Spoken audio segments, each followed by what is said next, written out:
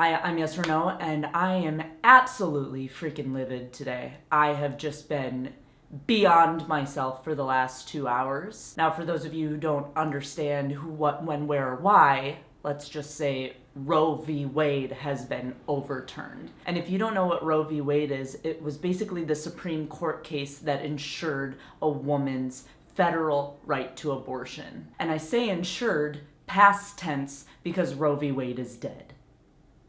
It's dead. And it's really ironic because I was going to make a video today called How Long Should You Wait to Have Sex?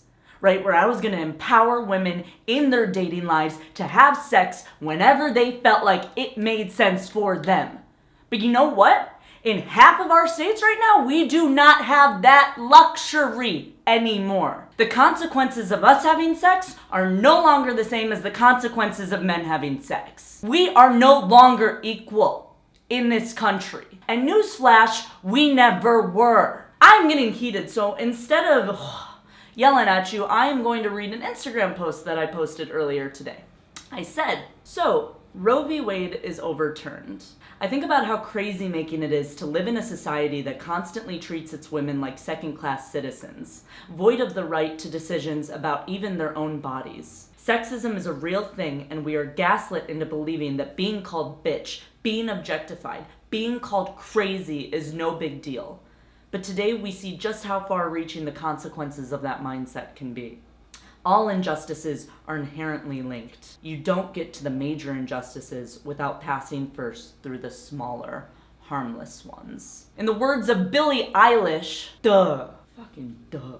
You know, it's interesting because one of the fundamental principles of this country is that your right to liberty cannot supersede my right to liberty. And I took a constitutional law class back at Harvard where they said something that really stuck with me. I remember they said, nowhere else in our society do we require that another person give their life, give their body, in order to sustain the life of another. If for you to live, for example, you require one of my kidneys, in our society, you can't just come up to me, cut me open, and take one of those puppies for yourself.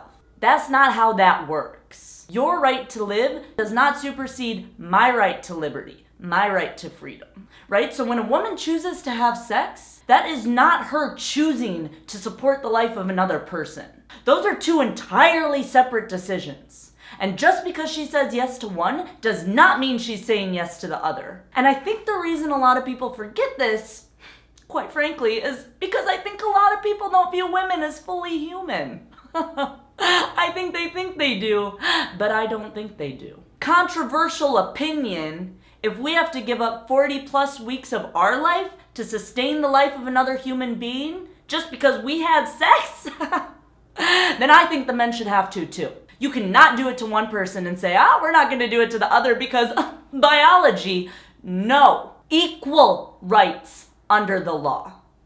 Equal rights. This is control of our bodies at the highest level, and it is repulsive. Tell them what you really think, yes or no. It is repulsive. Repulsive.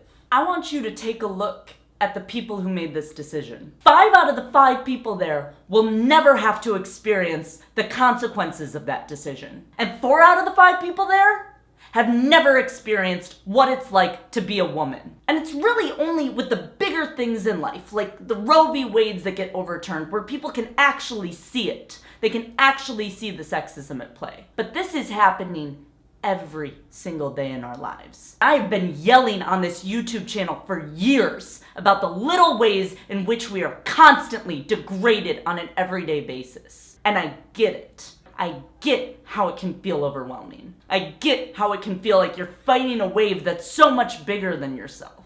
But I don't know about you, but I'm not prepared to roll over and play dead. I guess they gave a voice to women for a little too long.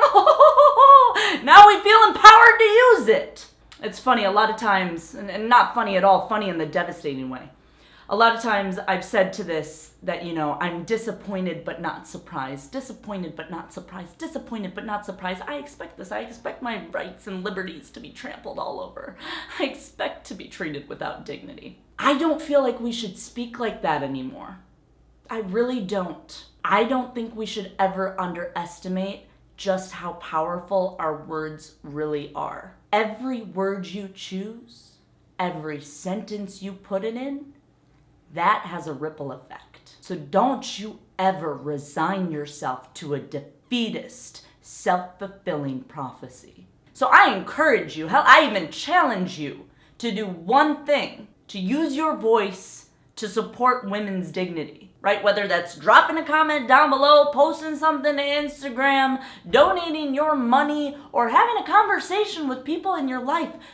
Pick something and do it. What you do is powerful, what you say is powerful, and who you are is powerful. I'm Yes or No, and let's make a decision about the kind of world we want to live in.